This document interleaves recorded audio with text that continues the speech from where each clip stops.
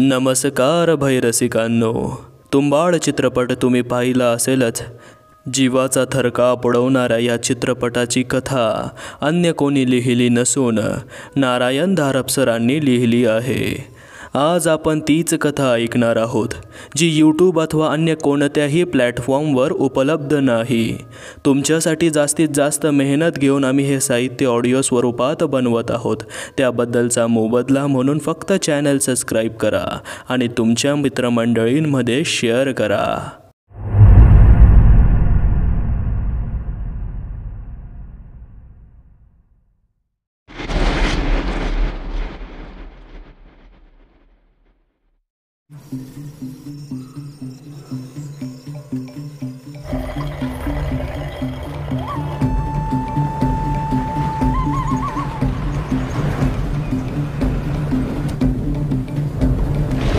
कण कण कोई कनक कोई भनक कानों कान दिया।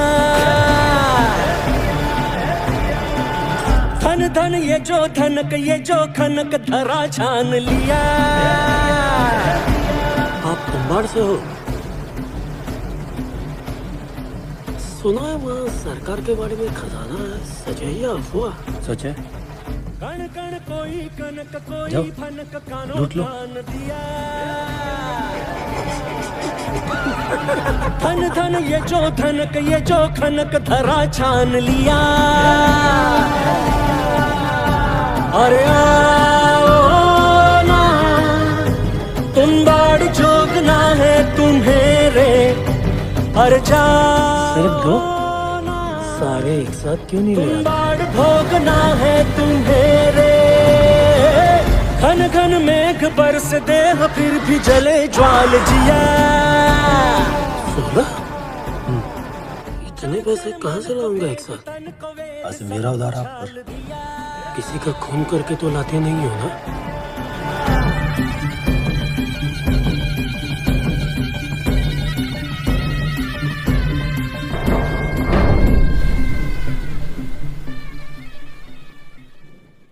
कार्तिकचे पैसे विनायकने ठरलेल्या दिवशी त्याच्या घरी आणून दिले।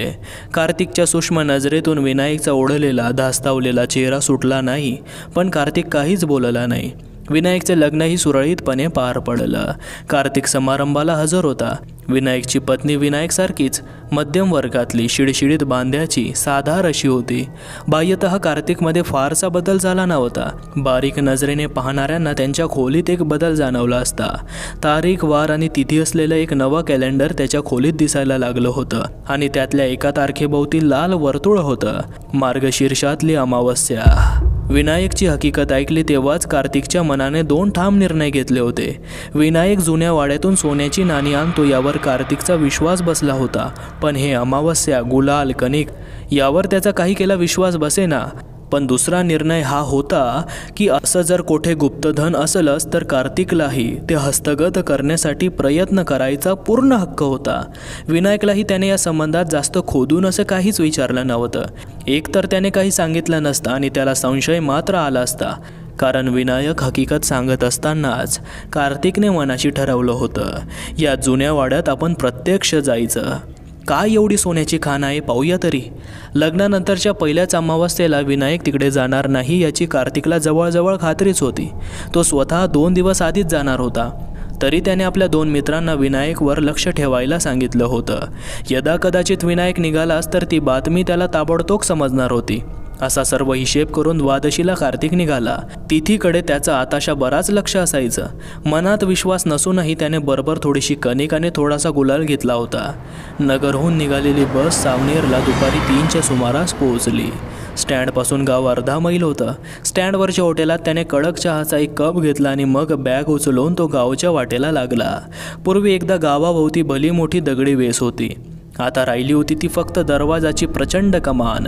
गावचं पोस्ट सापडायला कठीण नव्हतं, तेथेच जराशी तरी वर्दळ होती।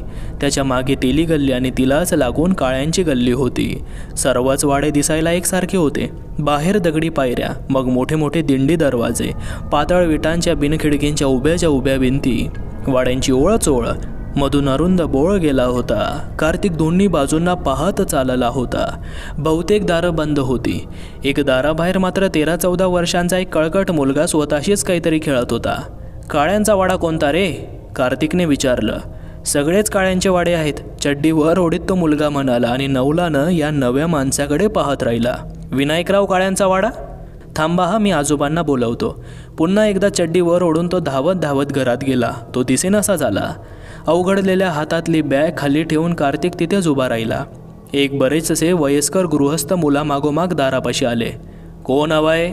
डोळ्याला हात लावून ते बाहेर पाहत होते. मी विनायकराव काळ्यांकडे आलो होतो. विनायकराव? विन्या? पण तो तर इथे नसतो. इथे राहतच नाही. इथे राहतच नाही? गाव सोडून गेलेला आता कितीतरी वर्ष झाली. नाही, पण त्याने मला लिहिलं होतं की महिन्यातून एकदा तो या सुमारास इथे येतो म्हणून. इथे येतो खरा, महिन्यातून एकदा. या खेपेस आला नाही अजून. संक्र्या, त्या लहान मुलाला, जा रे विण्याचा वाडा यांना दाखव आणि बघ विण्या आलाय का ते. त्यांना एक ओझरता नमस्कार करून कार्तिकने बॅग उचलली आणि तो त्या पोरा मागोमाग निघाला. बहुतेक दरवाजांसमोर पार होता. त्यावर पिंपळाचे जीर्ण पुरातन प्रचंड वृक्ष होते. यापैकी कोणत्या पारावर विनायक आणि राघवांना बसत होते? कार्तिकच्या मनात सहज विचार येऊन गेला. रांगेतल्या एका वाड्यापाशी मुलगा थांबला. दार बंद होतं, पण पोराला युक्ती माहीत होती. त्याने दिंडी ढकलली, आत हात घालून कडी काढली आणि दिंडी उघडली. तो व त्याच्या मागोमाग कार्तिक आत गेले. कार्तिक दाराच्या आतच उभा राहिला. मुलगा मात्र घरात कोणी आहे का हो असं ओरडला. जोत्यावर, मग ओसरीत, मग घरात जाऊन आला. 2 मिनिटातच तो बाहेर आला. घरात कोणी नाही. कार्तिक आसपास पाहत होता. दाराच्या आत फरसबंदी चौक होता. एका हाताला विहीर होती, विहिरीला रहाट होती, रहाटावर चराट होतं, चराटाला एक लहान बादली होती. समोर जोत्याच्या पायऱ्या होत्या. पुढचा भाग अंधारात होता. हाच तो विनायकचा वाडा. इथेच ते रहस्य होतं. काहीही करून त्याला त्या वाड्यात मुक्काम ठोकायला हवा होता.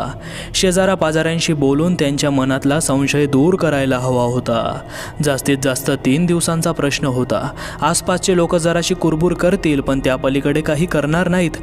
वास्तविक त्याचं वागणं योग्य नव्हतं, पण त्याशिवाय काही इलाजच नव्हता. त्याला एकट्याला या वाड्यात राहायला मिळाल्याखेरीज काही होणार नव्हतं. चल, आपण तुझ्या आजोबांकडे जाऊ, कार्तिक म्हणाला. ते वाड्याच्या दारातच त्या दोघांची वाट पाहत उभे होते. काय, नाही का कोणी घरात? त्यांनी विचारलं. नाही, आता नाही, कार्तिक म्हणाला. पण मला त्याने दिलं होतं की इथे त्याची गाठ पडेल. 2 दिवस इथेच राहून त्याची वाट पाहावी म्हणतो. गावात राहायची काही सोय आहे? सावनेरला? छेट, येथे कसली सोय असणार? खानावळ आहे बऱ्यापैकी. मराठा खानावळ आहे एक. मी असं केलं तर, विनायकच्या वाड्यात राहिलो तर 2-3 दिवस वाट पाहतो, नाहीच आला तर मग जाईन. विना तुमचा मित्र आहे म्हणता? कॉलेजात काही दिवस माझ्याबरोबर होता. मग मी इतरत्र गेलो नोकरी धंद्यासाठी, पण गेल्या काही वर्षांपर्यंत त्याची मला पत्र येत होती सावनेरहून. हो, तो इथे राहत होता खरा. कोणी राघू अण्णा म्हणून होते का? त्याच्या पत्रात होतं. राघू काका होय. म्हाताऱ्याच्या आवाजात आता जरा आपुलकी होती. त्यांनाही जाऊन 3-4 वर्ष झाली. मग मी त्या वाड्यात राहिलो तर? आम्ही कोण सांगणार, तुमचं तुम्ही पा. पण वाडा अगदी मोळकळीस आलाय हो, जरा सांभाळून राहा. तेवढे शब्द कार्तिकला पुरेसे होते. म्हाताऱ्याचं मन फिरायच्या आतच तो तेथून सटकला.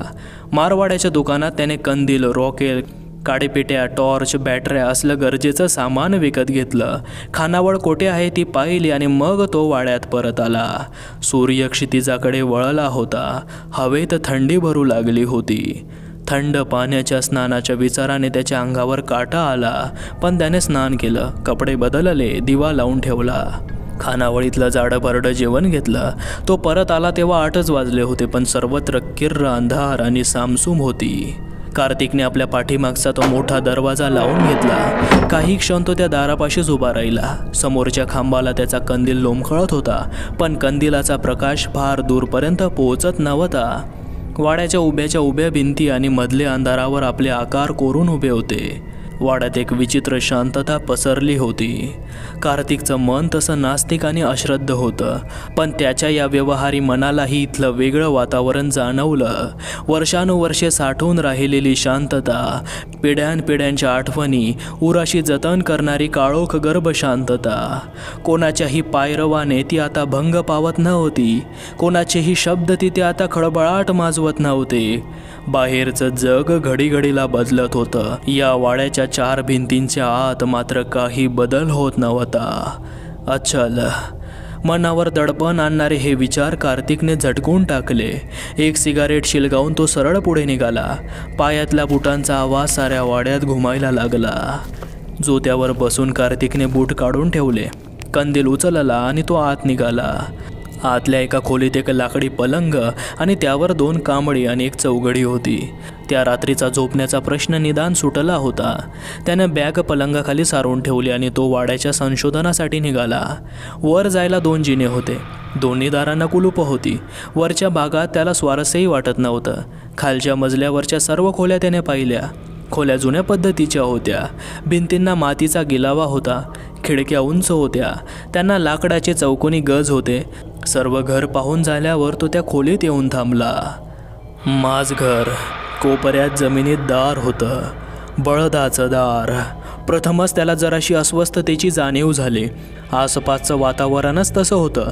तिथेच एक सिगारेट पेटवून त्याने ती संपवली आणि मग बळदाचा दरवाजा उघडला. दगडाच्या पायऱ्या खाली खाली जात दृष्टीआड गेल्या होत्या. कंदील पुढे करून कार्तिक त्या पायऱ्यांवरून सावकाश खाली आला. खाली येईपर्यंत त्याचा श्वास किंचित जोराने यायला लागला होता. पण मग त्याने जेव्हा नीट पाहिलं तेव्हा त्याला दिसलं की ती एक चौरस पण संपूर्ण रिकामी खोली होती. भिंती चिरेबंदी दगडाच्या होत्या. त्यात अनेक कोनाडे होते आणि 2 लांबण दिवेही होते. पण बाकी काही एक नव्हतं. कपाट नाही, दुसरी चोरवाट नाही, काही नाही. तो जवळजवळ अर्धा तास बळदाच्या भिंती बारकाईनं पाहत होता. शेवटी त्याने टॉर्च काढला. टॉर्चच्या प्रकाशात चाकूच्या टोकाने सर्व ठिकाणच्या भिंतीतल्या आणि फरशीतल्या दरजाही त्याने उकरून पाहिल्या. पण ते पक्क जुनं बांधकाम होतं. कोठे चीर नव्हती का फट नव्हती. पहिल्याच खेपेत काम होईल अशी त्याची अपेक्षाही नव्हती. शेवटी तो वर आला. खालचं दार बंद केलं आणि मग विचार करीत तो त्या पलंगावर पडला. दुसरा दिवस त्याने गावात फिरून काढला. पूर्वी कधी काळी गावात भरभराट असेल, पण आता गाव जागच्या जागी मरत होतं. वाडे ओसाड पळत होते. भिंती कोसळत होत्या. दुकानांना फळ्या लागत होत्या. संध्याकाळी 4:30ला त्याने पोस्टातून आपल्या मित्राला ट्रंक लावला. विनायक कोठेही बाहेरगावी गेला नव्हता याची त्याने खात्री करून घेतली. मग खानावळीतलं जेवण आणि रात्री तपास. ती रात्रही आसापालतीची गेली. चतुर्दशी उजाडली. त्याच्या 2 रात्री पार फुकट गेल्या होत्या. बळदातला 1 इंचही त्याच्या नजरेखालून सुटला नव्हता. घरात दुसरं बळद नव्हतं. तेव्हा जागा चुकली असण्याचीही शक्यता नव्हती. तो थोडा अधीर आणि अस्वस्थ झाला होता. विनायकच्या आजोबांची वाक्य त्याला आठवायला लागली होती. अमावस्या, कणिक, गुलाल. वास्तविक त्याचा विश्वास नव्हता, पण अमावस्येच्या रात्री खाली जाणं नको असं त्याला वाटलं होतं. त्याने खाली आपल्याबरोबर आणलेली कणिक आणि गुलाल दोन्ही नेलं. पण त्याचं काय करायचं ते त्याला माहीत नव्हतं. तीही रात्र अपयशाचीच गेली. अमावस्या. त्याला थांबण्याशिवाय गत्यंतरच नव्हतं. एकदा त्याला वाटलं की हा शोध सोडून द्यावा आणि सरळ निघून जावं. पण पैशांचं आकर्षण मोठं जबरदस्त होतं. येथूनच कुठून तरी विनायकसारखा मोरू इसम सोन्याची नाणी आणत होता. मग त्याला ते का सापडू नये? ठीक आहे, अमावस्या तर अमावस्या, पण आज शेवट झाल्याशिवाय हालायचंच नाही असा विचार करून तो बळदात उतरला. आज जर त्याला यश आलं नाही तर मग पुन्हा कधीच येण्याची शक्यता नव्हती. 9 पासून 11 वाजेपर्यंत तो त्याच जागा पुन्हा तपासून पाहत होता. दगडावर ठोकून आतून काही पोकळ आवाज येतो का याचा कानोसा घेत होता, पण सर्व व्यर्थ. शेवटी कंटाळून तो एका भिंतीला टेकून बसला. समोर कंदील जळत होता. चारी बाजूंना दगडाच्या काळ्या भिंती होत्या. कसलाही आवाज येत नव्हता. त्याच्या डोळ्यावर झोपेची गुंगी आली. झोपेतून तो एकदम जागा झाला. कसला तरी आवाज ऐकल्याची त्याला जाणीव होत होती आणि सर्व अंग थंडीने गारठून गेलं होतं. थंडी एकाएकी कशी वाढली. कंदिलाकडे पाहत तो मनाशी विचार करीत होता. तोच कंदिलाची ज्योत पुन्हा एकदा फडफडली. विलक्षण गार वाऱ्याचा झोत त्याच्या अंगावरून पुन्हा एकदा गेला. वारा! त्याने समोर पाहिलं मात्र आणि त्याचा जीवच गोठून गेला. समोरच्या भिंतीतला एक अजस्त्र दगड दूर झाला होता. त्या काड्या भगदाळातून गार वारा बळदात येत होता आणि त्या काड्या भगदाळातूनच एक पांढरा शुभ्र चेहरा त्याच्याकडे टक लावून पाहत होता किंवा पाहत असल्यासारखा वाटत होता. कारण त्या चेहऱ्यात डोळे असे नव्हतेच, डोळ्यांच्या जागी खोबणी होत्या. त्याखाली पांढरे शुभ्र दात दिसत होते.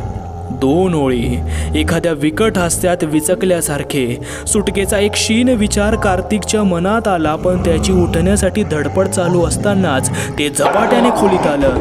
त्याच्या मागोमाग आणखी एक, पुढे आणखी एक भयानक. क्षणभर कार्तिकची नजर त्या काळ्या भगदाळावरच खिळून राहिली होती. त्या अंधारात त्याला काहीतरी पिवळे जर्द चकाकणारं दिसलं आणि मग तो किंचाळला. पुन्हा एकदा किंचाळला. लग्न झाल्यापासून जवळजवळ 2 महिने विनायक कार्तिककडे गेलाच नव्हता. त्याच्याकडे पैसे मागायची त्याला तशी शरम वाटत नव्हती, पण मागच्या खेपेस कार्तिकने केलेली उलट तपासणी त्याला आवडली नव्हती. पण शेवटी पैशांची नळ आली आणि तो कार्तिककडे गेला. कार्तिकचं दार बंद होतं. 2 दिवसांनी परत विनायक परत गेला. पुन्हा दार बंद. तेव्हा मात्र त्याने शेजारी चौकशी केली आणि त्याला कळलं की कार्तिक गेला महिना सव्वा महिना घरी नाहीच आहे. कोठे गेला आहे याची कोणालाच कल्पना नव्हती. विनायकने इतरत्र प्रयत्न केला, पण सर्वत्र नन्नाचाच पाडा. त्याचा निरुपाय झाला. जे टाळायचा तो प्रयत्न करीत होता, लांबणीवर टाकू पाहत होता, नेमकं तेच त्याच्या गळ्यात आलं. अमावस्येच्या सकाळी विनायक सावनेरला पोहोचला. त्यापेक्षा उशिरा जाणारी गाडी नव्हतीच, म्हणून तो त्या गाडीने तर गेला. तेथे तो अगदी शक्य तितका कमी वेळ राहत असे. स्टँडवरच चहा घेऊन तो गावात आला. सरळ वाड्याकडे आला आणि आत आला. जो त्याच्या पायऱ्या चढेपर्यंत तो स्वतःच्याच नादात होता, पण तो वर आला मात्र आणि एखादा धक्का बसल्यासारखा हबकून उभा राहिला. खांबापाशीच बुटांची एक जोडी होती. तो कितीतरी वेळ त्या बुटांकडे पाहतच राहिला. हे कोणाचे बूट? येथे कसे आले आणि त्यांच्यावर किती धूळ साचली होती? कितीतरी दिवस येथेच पडून राहिलेले असले पाहिजेत. ओसरीच्या दारापाशी उभा असतानाच त्याचं लक्ष आत गेलं. पलंगावरचे चौघडी कांबळे विस्कटलेले होते आणि पलंगाखाली एक अर्धवट उघडी बॅग होती. विनायक झपाट्याने आत गेला. बॅगेचे झाकण उघडून त्याने आत पाहिलं. एका पाकिटावर नाव होतं, कार्तिक परमार. म्हणजे कार्तिक इथे आला होता आणि ज्या अर्थी त्याचं सामान इथेच होतं त्या अर्थी तो अजूनही इथेच होता. पण बॅगवर, पलंगावर किती धूळ साचली होती. महिनेच्या महिने कोणी त्याला हातच लावला नसावा असं वाटत होतं. महिनेच्या महिने. एक विलक्षण भयप्रद कल्पना विनायकच्या मनात येऊन गेली. पण तपास करण्याआधी त्याने वाड्याचं दार लावून घेतलं आणि मग सगळं घर तपासलं. खालच्या सर्व खोल्या रिकाम्या होत्या. वरच्या जिन्यांची कुलूपं तशीच होती. कार्तिकचा काही पत्ता नव्हता. आता एकच जागा शोधायची बाकी राहिली होती, माझ घराखालचं बळद. तो बळदाच्या दारापाशी बराच वेळ नुसता उभा होता. आत काय दिसणार आहे याची त्याला कल्पनाच करवत नव्हती. नुसता तो विचारच त्याच्या छातीत धडकी भरवीत होता. शेवटी धैर्य एकटवून त्याने दार पकडले आणि वर उचलले. आतून दुर्गंधीचा इतका जोराचा भपकारा आला की नाकाला रुमाल लावून तो घाईने मागे सरकला. त्याची भीती खरी ठरली होती. आतला वास कमी होईपर्यंत विनायक ओसरीवर बसून होता आणि मग कंदील पेटवून तो परत दारापाशी आला. दुर्गंधी होती, पण मगा इतकी तीव्र नव्हती. खाली जाणं आता शक्य होतं आणि खाली जायलाच हवं होतं. थरथरत्या हातात कंदील धरून विनायक खाली उतरला. कपाळावरून घाम उकळत होता. डोळ्यापुढे अंधारी येत होती. समोरचं नीट दिसतही नव्हतं. अगदी खाली परशीवर पोहोचेपर्यंत त्याला कार्तिक दिसलाच नाही. कारण कार्तिक एका कोपऱ्यात अंग अगदी चोरून बसल्यासारखा वाटत होता. विनायकला वाटलं आपल्याला आता भोवळच येणार आहे. महत् प्रयासाने त्याने स्वतःला सावरलं आणि तो सावकाश पुढे जाऊन कार्तिकच्या मृत शरीराकडे पाहत उभा राहिला, किंवा त्याच्या शरीरातलं जे काही शिल्लक होतं त्याकडे पाहत राहिला. कार्तिक मरण पावला होता केव्हाच, पण त्याचं शरीर जरा विचित्र दिसत होतं. चारी बाजूंना आकसल्यासारखं आणि त्याच्या तोंडावर व अंगावर काहीतरी पांढरं आणि लाल पसरलं होतं. बिचकत बिचकत विनायकने एक बोट कार्तिकच्या चेहऱ्यावर टेकवलं. ते पांढरं होऊन परत आलं. कणिक, कणिक आणि गुलाल. आणि मग विनायकला त्या 2 पुड्या दिसल्या. कार्तिक स्वतःबरोबर कणिक आणि गुलाल घेऊन येथे आला होता विनायकच्या वाड्यातलं गुप्त धन हस्तगत करण्यासाठी. पण कार्तिकला कशाचीच माहिती नव्हती. कणिक आणि गुलाल यांचं काय करायचं ते त्याला माहीतच नव्हतं. तो इथे अमावस्येच्या रात्री आला असला पाहिजे. विनायकचे सर्व अंग भीतीने शहारून उठले. कार्तिकला मृत्यू कसा आला, त्याच्या अचेतन शरीराची विटंबना कोणी केली, त्याच्या मृत भकास चेहऱ्यावर कणिक गुलाल कोणी फासला, याची विनायकला पूर्ण कल्पना होती. क्षणोक्षणी त्याला वाटत होतं की इथून जीव मुठीत घेऊन धूम ठोकावी, पण तेही शक्य नव्हतं. त्याला आजची रात्री इथे राहणंच भाग होतं. जे काम करायचं ते करायलाच हवं होतं, त्याखेरीज दुसरा मार्ग नव्हता. रात्र होईपर्यंत विनायक गावात भटकत होता. वाड्यात राहणं त्याला अशक्यच झालं होतं. रात्री 10ला तो परत आला. काळ्या रात्रीत सर्व सृष्टीचा ग्रास झाला होता. काळोखाचे पदरावर पदर चढले होते. अंधारातून त्याच्या सोबतीला फक्त गार वारा येत होता. विनायक वाड्यात आला. दार बंद करून घेतलं. कितीतरी वेळ तो विहिरीच्या कट्ट्यावर नुसता बसून होता. घड्याळात 11:30 वाजले तेव्हा तो उठला. ओसरीवर आला आणि सामानातली कणकीची पिशवी व गुलालाची पुडी घेऊन विहिरीजवळ आला. कणकीत पाणी घालून ती मळून त्याने मोठा लगदा तयार केला. त्याचे 2 भाग केले. करंजीत सारण भरतात तसा त्याने त्या 2 भागांच्या मध्ये गुलाल भरला आणि मग तो गोळा तिंबून त्याला एक आकार दिला. ओबडधोबड पण ओळखता येण्यासारखा, माणसाचा. 12ला 5 मिनिटं कमी असताना विनायक बडदात उतरला. कणकीचा तो भेसूर आकार त्याने कार्तिकच्या शवाशेजारी ठेवला आणि धडधडत्या काळजाने तो वाट पाहत उभा राहिला. मध्यरात्र झाली. कोणती तरी सैतानी कळ दाबली गेली. समोरच्या भिंतीतला एक चिरा हलला, दूर झाला. काळ्या विवराचं तोंड उघडं पडलं. त्यातून गार वारा आत आला आणि मग विवरात एक चेहरा आला. चेहऱ्यात डोळे नव्हते तरी क्रूर नजरेची जाणीव होत होती. चेहरा पुढे आला, आणखी पुढे आला, सरपटत चालल्यासारखा. त्याच्या मागोमाग आणखी एक. दोन्ही भयानक आकार क्षणभर फरशीवर थांबले व मग ते कोपऱ्याकडे झेपावले. तिथे कणकीची बाहुली होती आणि कार्तिकही. मागे न पाहता विनायकने त्या भगदाळाकडे झेप घेतली. त्याचा श्वास स्फोटासारखा येत होता. आतल्या पोफळीत हात शोधत होते. हाताला काही गोल कठीण वस्तू लागत होत्या. त्या बाहेर काढून तो भराभरा खिशात घालत होता. मागच्या कोपऱ्यातून येणाऱ्या आवाजाकडे तो दुर्लक्ष करीत होता. एखाद्याने अदाशीपणाने काहीतरी गबागबा खावे तसला आवाज येत होता. मध्येच एकदा एखादी टणक वस्तू दातांनी फोडल्याचा, चावल्याचा आवाज आला. विनायकचं तिकडे लक्ष नव्हतं. तो भराभर खिशात नाणी टाकत होता. 5-6 सरपटल्यासारखा आवाज कानावर येताच विनायकने वर धूम ठोकली. मागोमाग दार घट्ट लावून टाकले आणि वाड्याबाहेर जाऊन तो धापा टाकीत उभा राहिला. बळदातला कंदील आणण्यासाठी तो दुसऱ्या सकाळी खाली गेला. कंदील संतपणे जळत होता. बळद रिकामं होतं. नाही म्हणायला कोपऱ्यात काही चिंध्या आणि इतर काही पडलं होतं. कंदील घेऊन वर येता विनायकने विचार केला, यावेळी 11 नाणी मिळाली आहेत. आता 2-3 महिने तरी यावं लागणार नाही. यावेळी मात्र बळद खरोखरच मोकळं असेल. कशाची नावनिशाणीसुद्धा इथे मागे राहिलेली नसेल.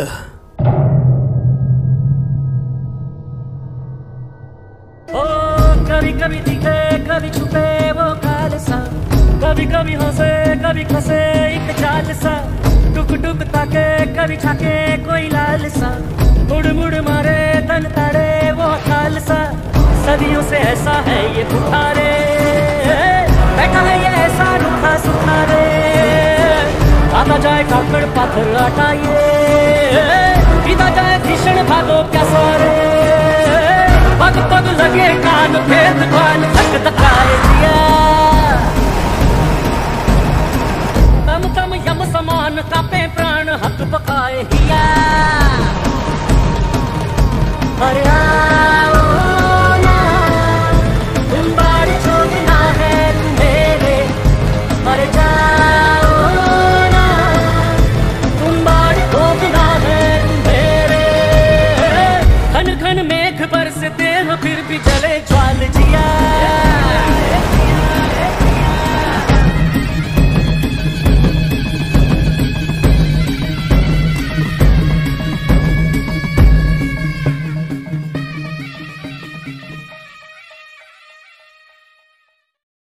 अघोरी